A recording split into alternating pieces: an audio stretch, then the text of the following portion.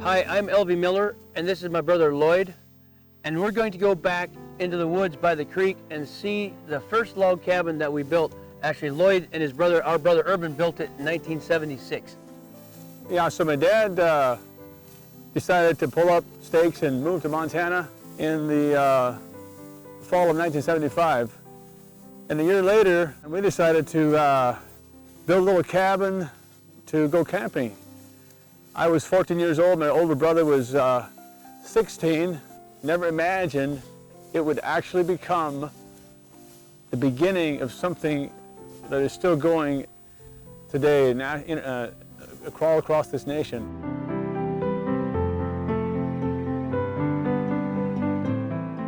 Spent the summer, just on the weekends, we hauled logs right back this trail right here.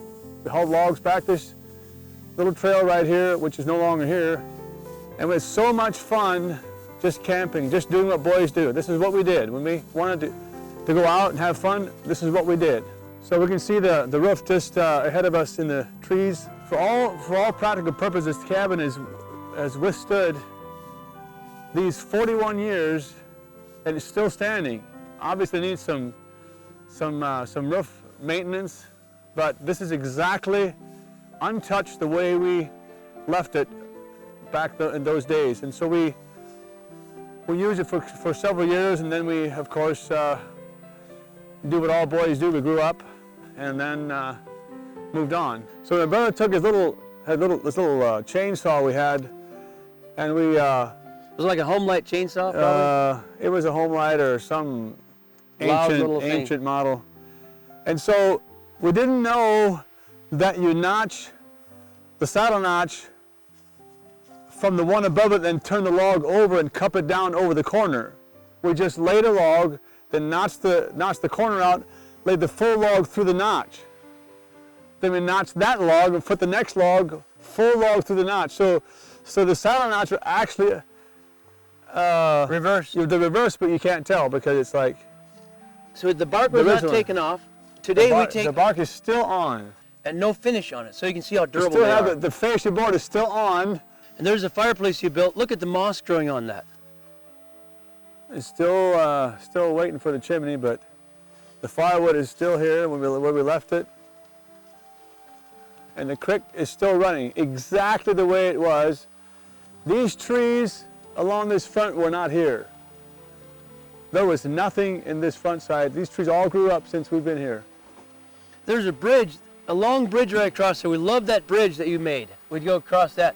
I came back here as a schoolboy. In the evenings we'd have fires and we'd roast potatoes for our supper, and some of the young boys would come back here and we'd fry up our supper with my sisters sometimes, and we'd stay in here in the summertime overnight. What this area was 100 years ago, they logged in this area, maybe 80 to 100 years ago. There's an old logging road went right through here, and across the creek here, there's an old road, an old logging trail.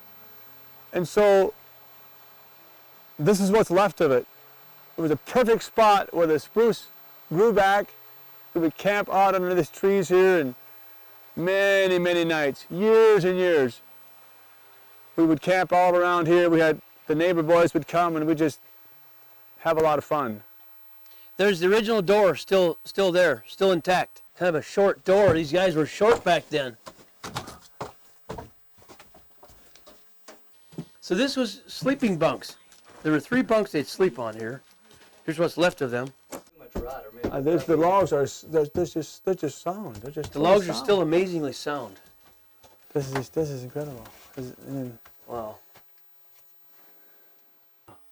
It's that ridgepole still there. Still you sound. cut that on the sawmill, huh? Is it cut flat? Yeah. Yeah, it is. Irving cut. All the logs were skimmed to 5 inches on the mill. On the mill, yeah. They just skimmed like a 1-inch ledge, just barely skimmed. And so all they ever had, see how tight they are?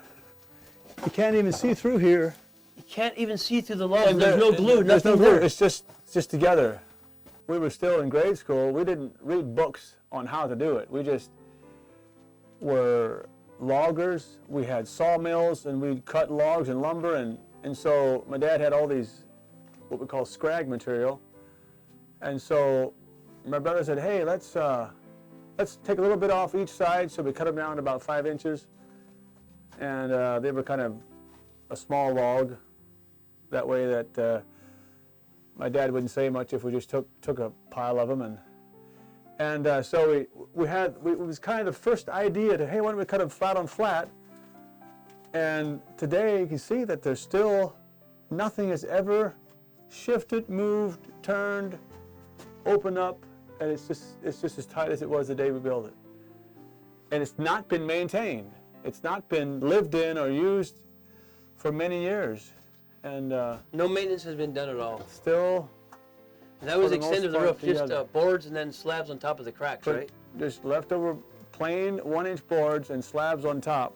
And the slabs have since disintegrated. I had the idea to do it, but my older brother had the concept and the chainsaw savvy, and so he designed the style, and so I helped him cut. I brought logs back, and I helped him put them up, and he cut the notches, and we got the logs up, and it was his skill and expertise coupled with my innovation and concept, my idea of this whole thing, because something inside of us, in our DNA, needs to build. It needs to build with wood. It needs to build with timbers and beams and logs. Something in us needs to do that. And when we create with logs and timbers and beams, something gets fulfilled. And of course, we had no idea that, today my brother Elvie and my sons and different ones just have taken it to a whole new level and have developed techniques that obviously perfects what we've done here. But it was a novel idea, and it came out of nothing. It didn't come out of a textbook. It didn't come out of nobody mentored us, nobody taught us. We just began to build it, and somehow landed in the concept of this flat on flat with a saddle notch. I thank you for taking time to watch this video of the story of our first log cabin. We built in 1976 in the fall of the year. My brother and I and a friend of ours. For more information, you can visit our website, meadowlarkloghomes.com, or subscribe to our channel on YouTube, Amish Meadows. Thank you.